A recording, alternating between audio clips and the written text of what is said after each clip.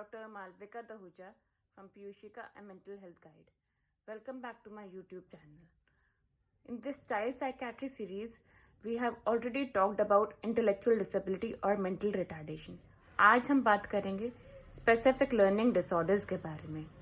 Specific learning disorders में क्या होता है? Reading disorders, written expression disorders, mathematical disorders. अगर हम कहें ये तो बहुत सारे बच्चों में प्रॉब्लम्स रहती हैं. मैथ्स बहुत लोगों की पुअर होती है, रीडिंग की कॉम्प्रिहेंशन, रिसाइटेशन बहुत लोगों की पुअर होती है, punctuation, written expression, sentence making, essay writing बहुत लोगों की पुअर होती है. ये तो टीचर्स का लेन देन है, इसमें साइकियाट्रिस्ट का क्या लेन देन है? ये स्पेसिफिक लर्निंग डिसऑर्डर्स को हम मेंटल कंडीशंस क्यों बोल रहे हैं? ये हम साइकियाट्रिस्ट हम आज कैसे डिस्कस कर रहे हैं, इस बारे में आज हम डिटेल्ड में बात करेंगे. सबसे पहले बात करेंगे रीडिंग डिसऑर्डर या डिसलेक्सिया के बारे में. डिसलेक्सिया नाम सुनते ही आपको एक मूवी याद आ जाती होगी, तारे ज़मीन पर, जिसमें एक बच्चा आइडेंटिफाई होता है अपने टीचर से कि इसको डिसलेक्सिया हो रहा है, इसको डिसलेक्सिया की प्रॉब्लम है, कि इस बच्चे को वर्ड्स, लेटर्स की कॉम्प्रिहेंशन ही नहीं है, उसको वो समझ ही नहीं पाता है, अंडरस्टैंड नहीं कर पाता है, और इसीलिए वर्ड्स, फ्रेजेस, सेंटेंसेस को वो क्रिएट नहीं कर पाता है, और इस तरह वो पूरा रीड भी नहीं कर पाता, और अंततः हम उसकी एकेडमिकली डिक्लाइन होती है, होने लगती है, और हमें समझ नहीं पाते हैं कि इस बच्चे को ये क्या हो रहा है. उसको ट्रेन किया जा सकता है, यस, पर ये होता क्यों है? कुछ एनाटॉमिकल ब्रेन की स्ट्रक्चरल अबनॉर्मैलिटीज और जेनेटिक्स प्रूव करती हैं स्टडीज़ में कि रीडिंग डिसऑर्डर एक मेंटल कंडीशन है. इसमें हम कांस्टेंट प्रैक्टिस से बच्चे को सिखा सकते हैं. ये अर्ली ग्रेड्स में, अर्ली स्कूल ग्रेड्स में हमें रिकग्नाइज हो जाती है, बशर्ते ये रीडिंग डिसेबिलिटी हमारे बच्चे में जो हम डायग्नोज कर रहे हैं उसकी एजुकेशन, उसके नॉर्मल इंटेलिजेंस लेवल और उसकी एज से एक्सपेक्टेड जो होनी चाहिए उससे कम हो. यानी कि एक सेकंड ग्रेड का बच्चा जो स्कूल लगातार जा रहा है, एजुकेशन अवेल कर रहा है, वो उसकी एज अप्रोप्रिएट उसके स्कूल के फ्रेंड्स और पीयर्स में जितनी रीडिंग स्किल्स हैं, इस बच्चे में वो रीडिंग स्किल्स नहीं हैं. इसको हम डील कर सकते हैं कांस्टेंट प्रैक्टिस से, ट्यूटर्स से, ट्रेनर्स से लेकर हम पेरेंट्स के साथ इन्वॉल्व हो सकते हैं बच्चों में इन चीज़ों को, इसकी रीडिंग एक्सप्रेशन को इम्प्रूव करने के लिए.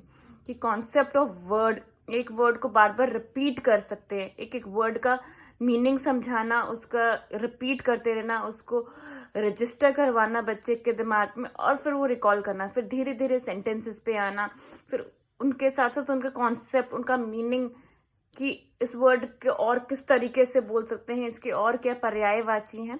धीरे धीरे धीरे धीरे कांस्टेंट प्रैक्टिस से, पेशेंस से हम इस बच्चे को सिखा सकते हैं. यंगर चिल्ड्रन में तो हम जनरली प्रैक्टिस करवा सकते हैं.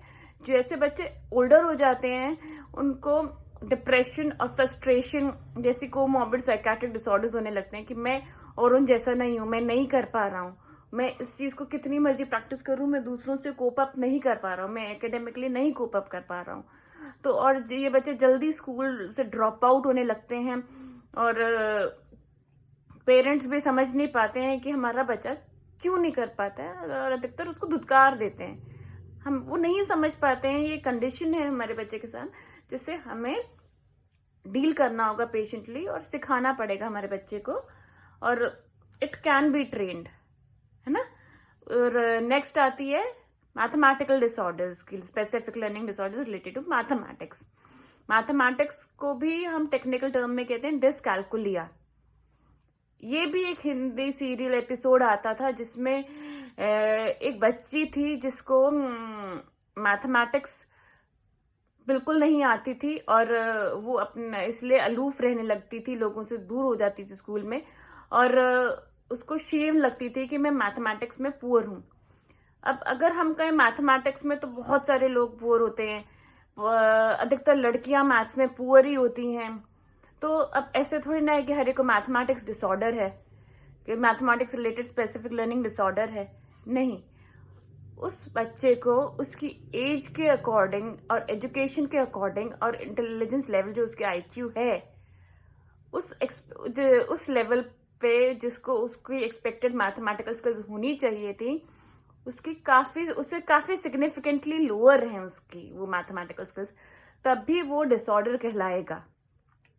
ये सारे डिसऑर्डर्स जेनेटिकली और लिंक्ड हैं और इनका एनाटॉमिकल ब्रेन की स्ट्रक्चर से इन्फ्लुएंस है, पर ऐसा नहीं है कि इनको ट्रेन नहीं किया जा सकता है।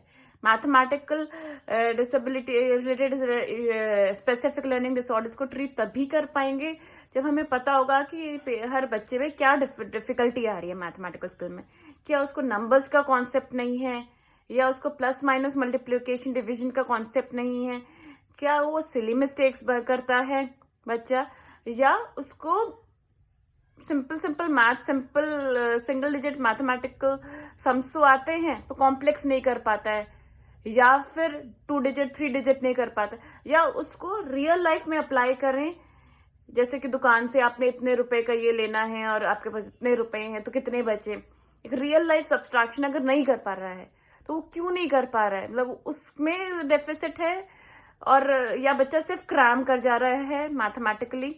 वो सब अलग अलग डोमेन्स हैं जिसमें मैथमेटिकल स्किल्स की एबिलिटी हर बच्चे में थोड़ी थोड़ी कम जरूर नॉर्मली होती है, पर उसकी एज, उसकी एजुकेशन और उसके इंटेलिजेंस लेवल से अगर सिग्निफिकेंटली कम हो और जिस डोमेन में हो उसको हम ट्रेन किया कर सकते हैं कॉन्स्टेंटली मैथ्स की वो प्रैक्टिस कराकर, जो एक इक्विप्ड मैथमेटिशियन या एक स्किल्ड टीचर बहुत पेशेंटली और पेरेंट करवा सकता है। तीसरा आता है स्पेसिफिक लर्निंग डिसऑर्डर का थर्ड सब टाइप, जिससे कहते हैं डिफिकल्टीज इन रिटन एक्सप्रेशन। बच्चे को जेनेटिकली या न्यूरो एनाटॉमिकल रीजंस की वजह से या किसी भी कारणवश या कोमॉर्बिड रीडिंग डिसेबिलिटीज के कारण, कोमॉर्बिड डिसलेक्सिया के कारण वर्ड्स समझ नहीं पाता है, वर्ड्स को फ्रेम नहीं कर पाता है, उसको कॉम्प्रिहेंड नहीं कर पाता है, और उसको कंजंक्शंस के साथ, एडवर्ब्स के साथ, नाउन्स के साथ उसको लिख नहीं पाता है, और उसको एक सेंटेंस के फॉर्म में या रिटन फॉर्म में नहीं कर पाता है। बहुत सारे स्पेलिंग मिस्टेक्स हो सकते हैं ऐसे बच्चे में, बहुत सारे रिपीटेटिव मिस्टेक्स बच्चा हर बार कर सकता है, कि हर बार उस बच्चे को वो स्पेलिंग सिखाई गई है, डिक्टेशन में सिखाई गई है, फिर भी वो बच्चा वो गलती दोबारा कर पा रहा है। वो सिग्निफिकेंटली इम्पेयर कर रहा है उसके एबिलिटीज को, उसके स्किल्स को, उसके एकेडमिक डिक्लाइन को और बढ़ा रहा है। जो उसके साथ वालों को आता है, जितने स्किल्स उन्होंने अटेन किए हैं रिटन एक्सप्रेशन से, उससे कहीं सिग्निफिकेंटली लोअर इस बच्चे में है। उसके साथ एसोसिएटेड उसको रीडिंग डिसऑर्डर्स भी, रीडिंग डिसलेक्सिया भी हो सकता है, क्योंकि काफ़ी कोमॉर्बिड होता है कि वो रिसाइटेशन में भी पुअर है और वो राइटिंग में भी पुअर है। अधिकतर ऐसे बच्चों की हैंड राइटिंग भी बहुत पुअर होती है, बट स्क्रिबलिंग्स होती हैं उनके नोटबुक में, उनकी बहुत ज़्यादा रिकरेक्शंस होती हैं। उनको बहुत टाइम लगता है कोप करने में, सीखने में, कि एक particular written line, word, paragraph को पूरी तरह सही लिखने में। तो उनको भी ट्रेन करने के लिए कांस्टेंट रिटन प्रैक्टिस की ज़रूरत है। नया कॉन्सेप्ट आ रहा है, नए चेंजिंग वर्ल्ड में हम रिवाइज कैसे करते हैं, वर्बली रिवाइज करते हैं, और सीधा एग्जाम में लिखने का टाइम आता है तो हम लिख नहीं पाते हैं। तो कहा जाता है कि बच्चों को छोटे छोटे निमोनिक्स बनाकर, छोटे छोटे फ्रेजेस बनाकर लिख के प्रैक्टिस करें, लिख के याद करें। जितना वो लिख के याद कर सकते हैं वो किसी चीज़ से नहीं कर सकते हैं। नॉर्मल माइल्ड रिटन एक्सप्रेशन की डिफिकल्टीज तो ऐसे ही कोप अप हो जाती हैं। जो सीवियर लेवल्स पे होते हैं उनको प्रोग्राम्ड स्ट्रक्चर्ड ग्रुप्स के लेवल पे लोगों को इंडिविजुअल अटेंशन दी जा सकती है ऐसे बच्चों को अर्ली डिटेक्ट करके, और ताकि वो उससे कोप अप कर सकें। क्योंकि अगर लेटर एजेस में किसी को भी रीडिंग, मैथमेटिकल स्किल्स और रिटन एक्सप्रेशन से रिलेटेड स्किल्स की डिसेबिलिटीज पाई जाती है, स्पेसिफिक लर्निंग डिसऑर्डर्स पाए जाते हैं, तो वो शेम, गिल्ट के मारे बहुत ज़्यादा एक्सप्रेस नहीं करते हैं और आइसोलेटेड होने लगते हैं अपने पीयर ग्रुप से और डिप्रेशन में चले जाते हैं। वो पुअर फील कर मतलब अपने आप को दूसरों से इन्फीरियर फील करने लगते हैं कि हम नहीं कर पाते हैं। तो इस चीज़ को ऐसे ही प्रिवेंट किया जा सकता है कि हम ऐसे बच्चों को ज़रूर डिटेक्ट करें अपने डेली लाइफस्टाइल में। हम हर बच्चे को सिर्फ ये ना कह दें कि मैथ्स में पुअर है या ये रीडिंग में पुअर है या ये राइटिंग में पुअर है, उसको हम प्रॉपर ट्रेनिंग देने की ज़रूर कोशिश करें।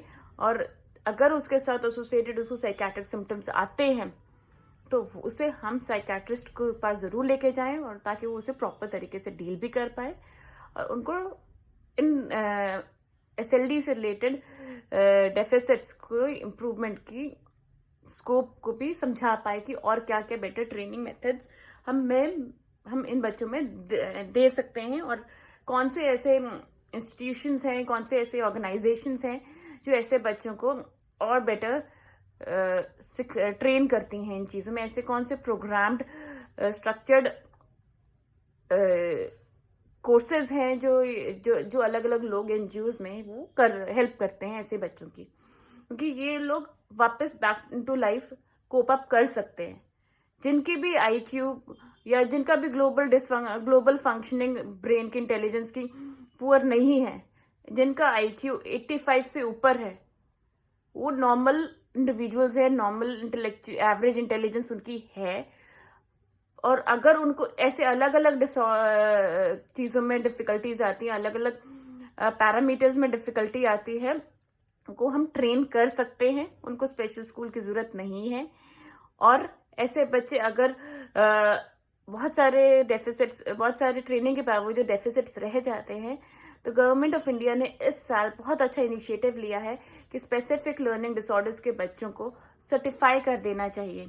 ऐसे सर्टिफिकेशन से इन बच्चों को आगे हेल्प मिलती है इन देयर एग्जाम्स ऑल्सो कि this child has this disability of specific learning disorder in spite of 100% training, in spite of maximum training which could be given to this child, कि चाहे वो मैथमेटिक्स में, चाहे वो reading में, चाहे written expression में वो नहीं कोप अप कर पाया उससे, तो ऐसे में उस बच्चे को थोड़ी हेल्प मिल जाती है।